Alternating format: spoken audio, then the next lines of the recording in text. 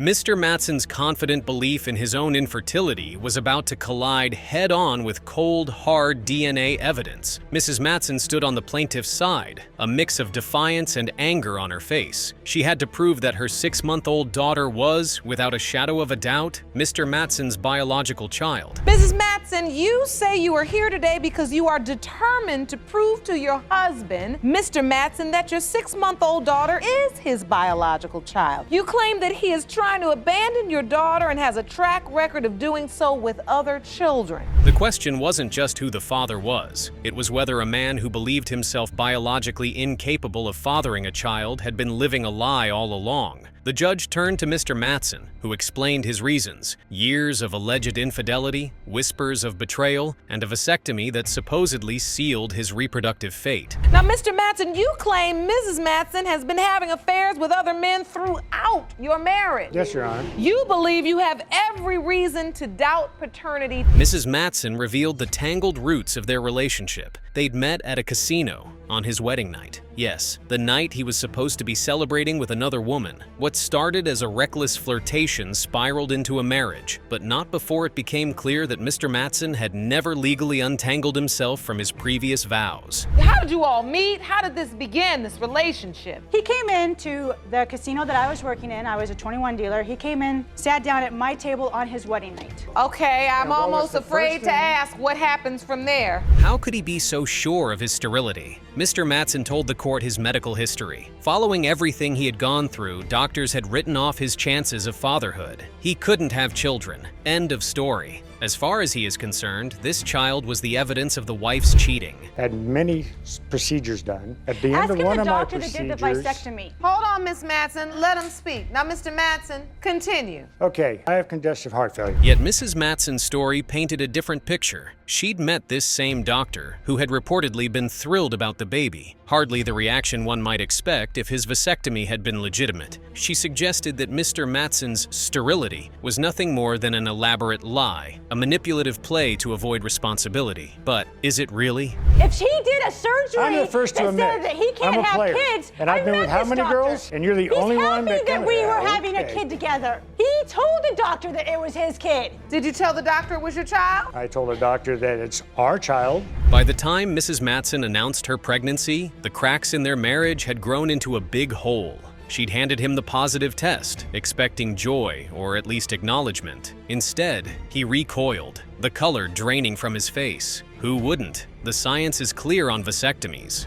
So, you're pregnant. Yes. And you believe your husband is the father. He is the father, yes. But he denies it. He didn't really have a response when I told him that I was pregnant. I came downstairs, I took a... The judge, unfazed by the theatrics, probed deeper. Mr. Matson, on the other hand, boasted of his infidelities. He didn't just admit to them, he wore them like a badge of honor. The audience gasped, knowing the battle ahead was as much against the husband's character as it was against the wife's accusations. I heard the voicemails. I heard the text messages of his girlfriends calling him. If you want to prove, I could have just sent you pictures. Then you really know how much of a player I am. Mr. Matson, so you openly admit that you were with other women. Of course. Her claims were clear. He was running away, abandoning his own flesh and blood, but Mrs. Matson wasn't an angel in this tale of mistrust and deception. She admitted to cheating. Just once, she claimed, during a time when she felt more like a ghost in her own marriage than a wife. And I have to ask you, have you ever cheated on him? One time, yes, I did, because the owner of the company that we was working for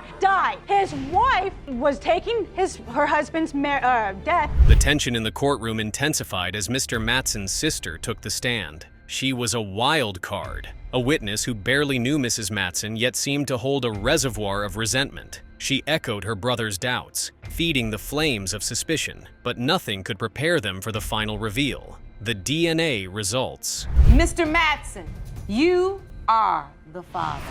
Told you. got a Now you miracle can child. apologize to me because I'm not the guy. You are. Olivia Brown never expected her life to turn upside down over a birthday greeting. But when her sister, Andrea, said that the man she called Dad was not his father, Olivia's mind exploded with decades of doubts and whispers. She had always felt like an outsider in her own family, her lighter complexion starkly contrasting her siblings and the man she had called Dad. Today, she wants to be sure what is going on. Ms. Brown, you claim that after 21 years, you were stunned when in a heated argument, your sister blurted out that the man you believed was your dad might not be your biological father. Yes, Your Honor. Mr. Brown stood stoically as the courtroom absorbed the chaos. He had stood by Olivia since the day she was born, cradled her in his arms, and whispered promises of love and protection. But his own history with Olivia's mother, Angel, was a nightmare of suspicion. Now, Mr. Brown, you say Ms. Brown's mother cheated on you throughout your relationship, and you even once found a naked man hiding in her bedroom closet. Yes, Your Honor. You blame her for your daughter's current pain and confusion. Yes, I do. According to Olivia, issues started when her sister, Andrea, snidely asked why her dad was sending Olivia money. Olivia has had suspicions, and that was enough to tip her over the edge. Please tell the court, how did all this confusion surrounding your paternity begin?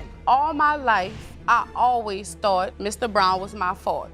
But what really triggered me off? Desperate for the truth, Olivia confronted her mother. The answer didn't provide much relief. It wasn't just two men. There had been a parade of lovers, shadowed rendezvous, and a revolving door of secrets that only deepened the cracks in Olivia's reality. Me and my other spouse I had before him, I got with him. But I was seeing both of them after that. I didn't know But that. doing See, I didn't know yeah, that. you did. You didn't Do just so know I the didn't. bottom You line didn't is know this, that. McIntyre, there Bull was crap. a According to Olivia's mom, her other spouse probably had a vasectomy or is sterile, and for the 7 years she was with him, she couldn't conceive. However, when she met Mr. Brown, she became pregnant in a few years. In your mind, you said to yourself, I've been with this man 7 years, I have never gotten pregnant. Then I ended up seeing Mr. Brown, starting a relationship with him. Next thing you know, I'm pregnant, this baby has to be Mr. Brown's. This is what you initially thought. Yes, Your Honor. And then, as if the story needed more fuel, Mr. Brown dropped another bombshell. Olivia could be the child of a lover from a secret affair, and potentially the product of a betrayal within his own family. The audience shifted uncomfortably as years of buried sins clawed their way to the surface.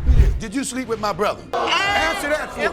Answer that for me. Did you or not? Did you sleep with my brother? I slept with your You brother was a- says you want. Let's get some order. He dead and gone. He can't He stand sure up for is. himself. If he was here, he'll tell the truth. I went to the house. I said, bruh. He recounted a night that had been on his mind for over 2 decades. A night when he found a naked man hiding in Angel's closet. The same man, he claimed, who could very well be Olivia's biological father. The courtroom gasped, but Angel barely flinched. You feel like Ms. McIntyre was basically sleeping with other men in addition to you. Was. That's your I caught guys all in contention. the closet in the house, man. Naked dudes. You know, when I came by the house. Who was in the closet? The guy that she said supposed to be Olivia's father, I went over, me and some of my friends went out drinking. Caught between the two, Olivia revealed the pain of growing up with the rumors. Family members whispered that she didn't belong. As it turned out, her name wasn't a coincidence. It was the name of the other man's mother. Had Angel named her daughter as a silent acknowledgement of the truth? Or was it a cruel twist of fate? Whatever it was, Olivia's sister wants her dad to herself. You want to know, is he your biological father? Yes, I want to know because I'm tired of people. That's not your daddy. He's That's not. my daddy. Ma'am, please step up to the podium. He's not your daddy. The room seemed to shrink when the paternity test results were handed to the judge. Every breath was held. Every eye trained on the paper that held the answer. The judge's voice cut through the silence with the final verdict. Mr. Brown is not Oh! your father. I'm sorry, baby. Felice's face was a mixture of fear and desperation. She had everything to lose: her marriage, her family, her dignity, and all of it hinged on a simple DNA test. She swore up and down that Darren was the father, but her own hazy recollections didn't help. Ms. Baker, you say the fate of your marriage is riding on today's DNA results. You are suing to prove that your 3-month-old son, Caleb, was fathered by your husband, Mr. Baker. He thought he had taken every precaution. A simple procedure, a snip that was supposed to ensure he would never have to face the paternity question again. Yet, here he was, facing his wife, Felice, and the 3-month-old baby, Caleb, whose mere existence was a living contradiction. Mr. Baker, you say it's medically impossible for you to have a child, and therefore Caleb cannot be yours. You say if the DNA results prove you are not the father, you will leave your wife and family. Yes, Your Honor. Felice admitted to drinking heavily, to the kind of blackouts that swallowed memories whole. She wasn't just struggling with the question of fidelity. She was battling against the ghosts of nights she couldn't remember. Her relationship with Darren had never been a fairy tale. However, the judge wants to confirm from Darren whether this was all caused by distrust. Mr. Baker, before this, was there a lack of trust in the relationship? Well, Your Honor, to be completely honest, when Felice and I had gotten together, the way that we got together was I had done some work in her home, and that's the way that we met. Also, Felice's history didn't do much to bolster his trust. She had once appeared on the Oprah Winfrey Show, involved in a scandal over secret debts that had left her previous marriage reeling. Lies were not unfamiliar territory for her, but Darren's doubts weren't just born of jealousy or suspicion. They were grounded in biology. For him, Felice's pregnancy wasn't just improbable, it was impossible. Mr. Baker, you say that it's medically impossible for you to have fathered this child. Yes, Your Honor. Explain. Back in 1991, I have done regarding vasectomies. Once the procedure hits the 20-year mark, they literally put it into the realm of impossibility. When Felice first told him about the missed periods, Darren's reaction was immediate denial. He accompanied her to the store, not once, but 3 times, as if the sheer volume of pregnancy tests could outweigh the evidence before his eyes. And when all 3 tests came back positive, he turned to the only solace he could find, the internet. It was either a miracle or a nightmare, and neither option brought him comfort. When you found this out, Mr. Baker, what was your first thought? I went on the internet. I Googled what can cause a false positive. And there's only 4 conditions that a false positive will show up on a pregnancy test.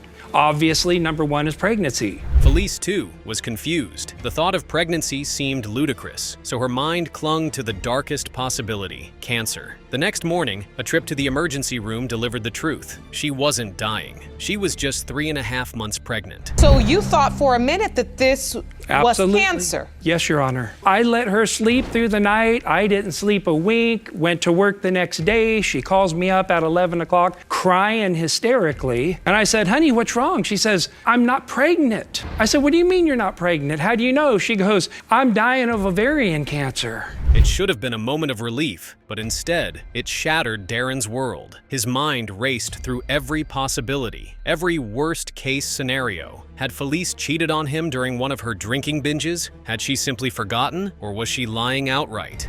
And I can most certainly understand why that opened up another can of worry worms for you. I couldn't believe it myself. I just took it as that it was a total miracle from God because of the baby. I quit drinking. So I just took it from God that He put this baby in my stomach. And yet, there was a cruel irony to it all. Not long before, they had considered a vasectomy reversal. They wanted a child together, a fresh start, but they had talked themselves out of it. 11 children, 5 grandchildren. We're too old for this, they'd said, throwing away the packet from the specialist twice. Another part to this, Your Honor. Our one regret was that we never had a child together. We contacted a gentleman who is the predominant specialist on vasectomy reversal in the entire nation, located in San Diego, and they sent us a package. When the DNA test results finally came, there was silence. There was anticipation. Darren's breath hitched, his world tilting on its axis. The universe, it seemed, had other plans. Or did it? Mr. Baker, you are the father.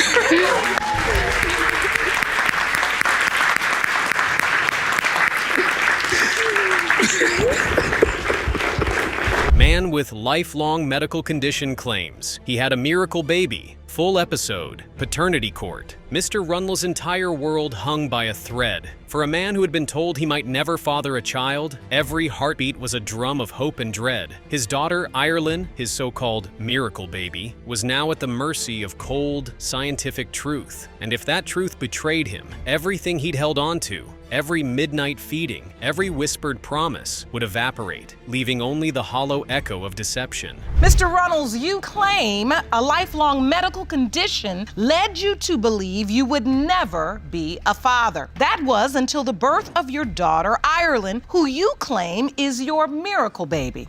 But now the defendant says you are not the father. You are here to prove that miracles really do happen. Is that correct? Yes, Your Honor. Ms. Taylor, the woman he loved and the mother of Ireland, stood across the courtroom with a face that betrayed nothing but heartbreak. She wants Ireland to be his. She really does. But the truth is that another man lingered in the shadows of their story. Ms. Taylor, you say it breaks your heart to stand in court to prove that Mr. Runels is not Ireland's daddy, as you wish in your heart he were. But you say the truth is another man is her biological father. For years, Mr. Runels had lived under the curse of his medical condition, hypospadias, a rare and often misunderstood disorder. 4 failed surgeries and a doctor's opinion had been enough to bury his dreams of fatherhood. He'd resigned himself to a life where adoption was the only path to a family. Mr. Runels, why is this test so important to you? This test is so important to me. For me to be able to have a daughter, it's a miracle. Having Ireland. Yes, Your Honor. And Ms. Taylor? Yes, Your Honor. You say you want that miracle too. Yes. But you just don't believe. No, I don't. This is the case. And then, against all odds, Ireland arrived. She was the rainbow after the storm, a burst of color in a life shaded by gray. But miracles are fragile things. The courtroom was filled with sympathy as the judge prompted Ms. Taylor to recount the events. How long have you all been together? We've been together almost 4 years. All right, so you were in a long-standing relationship. We tried for a good 2 years and nothing was happening. We were talking about, going into adoption if it didn't happen, to try to, get a kid, because we really do want to start a life together. We want to have our own little family and, get out in the world. We had unprotected sex. When pressed, Ms. Taylor admitted she had told the other man about her pregnancy through a Facebook message, but she hadn't said a word to Mr. Runels. Instead, he had hacked into her account, desperate for answers. What he found tore him apart. The man who thought he could never father a child, who believed he'd been given a miracle, was left staring into the screen of betrayal. But did you tell Mr. Runels you cheated? No, ma'am. No, I did not. He found out physically on my Facebook. I had to hack her Facebook and find out by myself.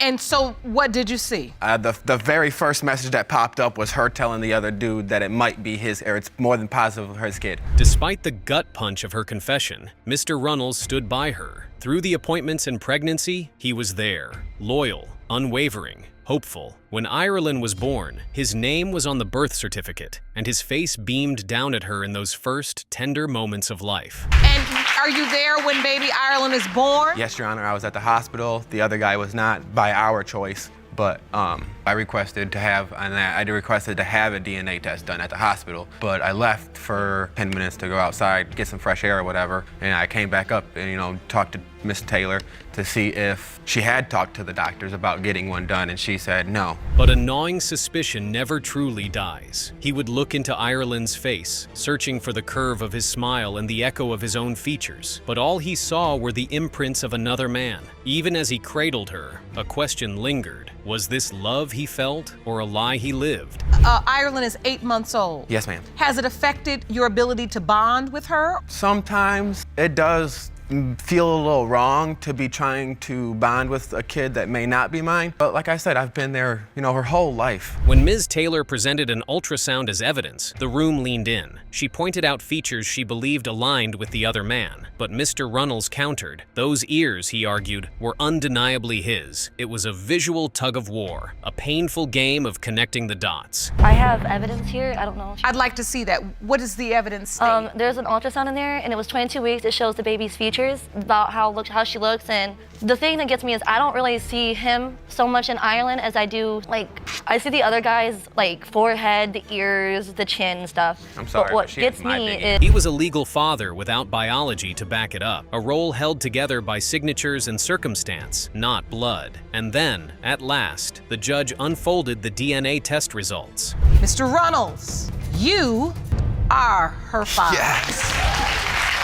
Oh my God. Ms. Shannon Johnson had dragged Dwayne Milford to court, determined to prove that Milford was indeed the father of her son. The stakes were high, not just for her, but also for Keary's, who stood in silence, a lifetime of confusion and abandonment etched into his face. Ms. Johnson, you claim the defendant who has a child with your first cousin is your son, Kearis' biological father. Yes, Your Honor. Now, you say Mr. Milford's done nothing for Kearis, and you've dragged him to court to prove he is the father. Yes, Your Honor. Dwayne Milford's expression was that of disbelief. His claim was audacious. He couldn't be the father of 26-year-old Keary's because he was sterile. According to Milford, exposure to radiation during his military service rendered him incapable of having children. Mr. Milford, you don't believe Mr. Johnson is your son. Your claim is that you perform police actions with air defense artillery while in the Army, which exposed you to radiation, making it impossible for you to have more children. Am I correct? Yeah.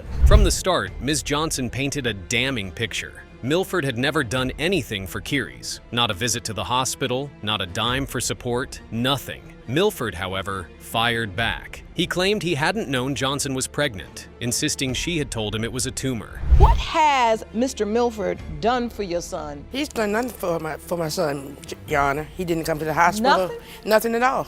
Explain. He never came to the hospital when my son was born. Anything I needed for my son, Mr. Milford never provided anything. Mr. Milford only came by to see me. He didn't come see my son. 26 years old? 26 years old. This wasn't just a case of he said she said. There was history, ugly, twisted history. Johnson admitted to knowing Milford had a child with her cousin, and despite this, they had continued their relationship. When she finally did tell him she was pregnant, Milford said it was 7 months too late. By then, he claimed to have caught her with another man, cementing his doubts about paternity. How did that He kept conversation asking go? me, was I pregnant? But he said, I told him it was a tumor. But why are you asking me if I'm pregnant if you think I have a tumor? Because I figure you lied. So when he asked you, what did you say? At first, I told him no. Okay. But then I told him, yes, I was pregnant. Why did you tell him no at first? Because I was scared. Yet Johnson held firm. She maintained that Milford had been present, even intimate during her pregnancy. At one point, he rocked baby Keary's for hours, she said. The courtroom became a battlefield of fragmented memories and conflicting truths. When you saw him, did you say, oh wow, that could be my son? No.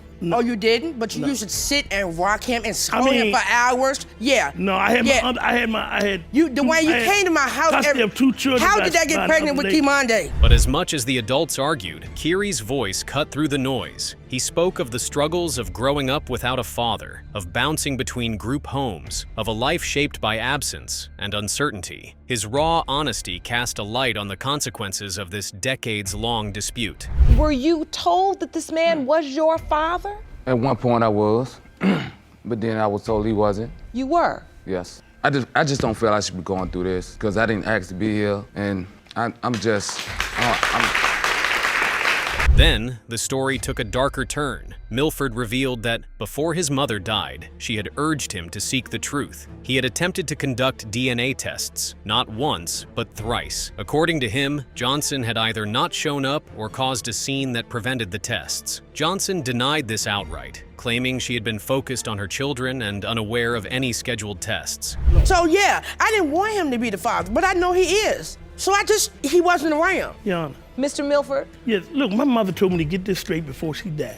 So I went down to the DNA place. She didn't show up. This the third time. It never happened. When did that happen? When did that happen? The third time she showed up with the kids and got to arguing with the DNA people. That sounds like a good point, yeah? Why would Milford attempt DNA testing if he truly believed he was sterile? Milford's logic looks suspicious. He detailed how his role as an air defense artillery specialist in the military, surrounded by radiation, had left him unable to conceive. He'd been with other women, he said, and none had gotten pregnant. Milford suspects that his body does not pick and choose when to be fertile. We have 2 children. I ain't got nothing. There's no other. We have 2 children. Other children. You are not sleeping blank. From since I left the military. You believe you're sterile. Please explain to me. I was in air defense artillery in the military underneath radars, and I got out 84, 83. And I think I was sterile till at least about 89. I was knocking down everything, but nothing coming back. Then came the crucial moment, the DNA results. The judge opened the envelope with the kind of solemnity that only truth demands. Milford's body was tense, Johnson's eyes wide with anticipation,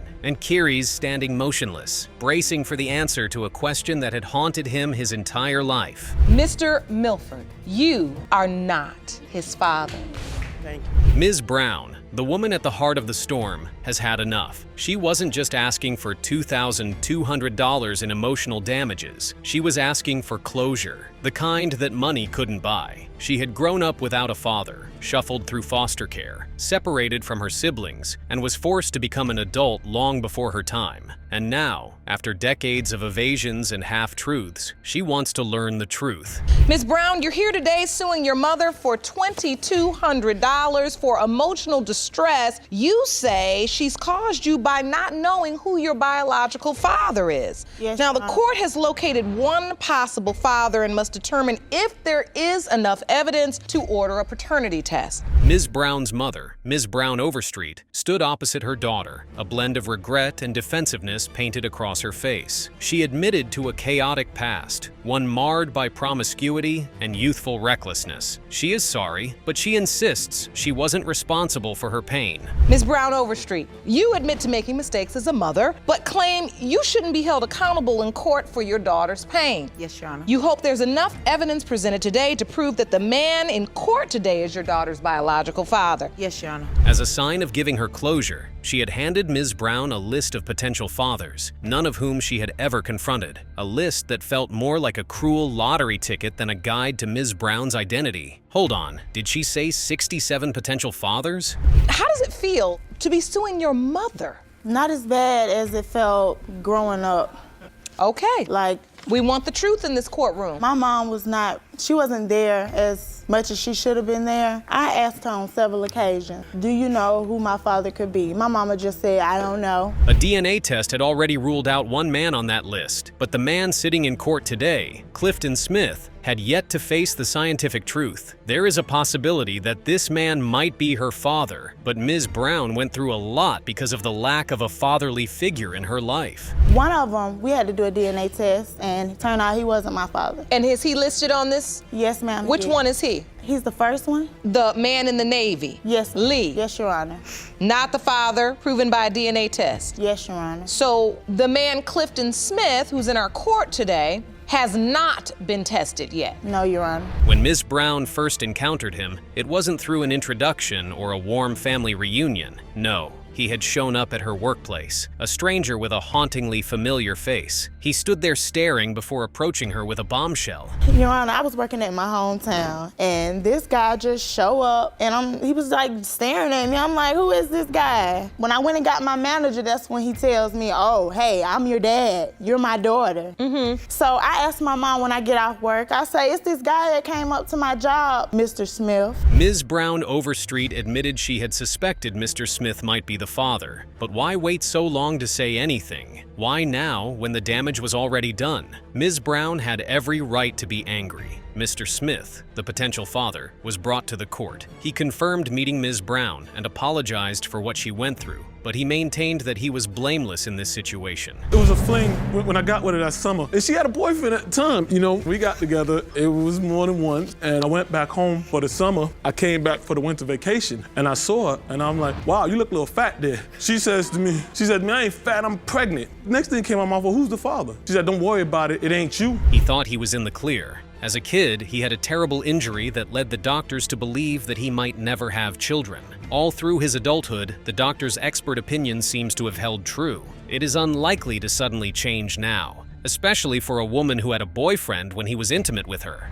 You stated in your court papers, though, that you have reason to have doubt. Oh. And you just stated in court today that she had a boyfriend during the time you slept with her. Oh, yes. Okay, my reason is when I was 10 years old, I hurt myself really bad. I got the physical evidence to show you. Hurt myself really bad. To shed more light on the injury and the possibility of fatherhood, the court called on another doctor to first explain Mr. Smith's condition and also discuss the likelihood of him being fertile. This doctor, though, is more optimistic, and it seems that Mr. Smith is going to witness a miracle. Hi, Dr. Gator. Thank you so much for being with us. So, you've reviewed the evidence in this case. Yes. Mr. Smith contends that he had a serious injury, and the doctor told him he may not be able to have children because of this. We are trying to determine whether it's even appropriate to order a DNA test. Can you shed light on the likelihood and the injury? I believe I can. The man who had once confidently believed he might not have a child is now facing the possibility of connecting with his daughter. All those years of loss, he intends to make it up. But will the DNA results have other plans? Mr. Smith, you are not Shantia's father. I'm sorry. Miss Brown, you okay?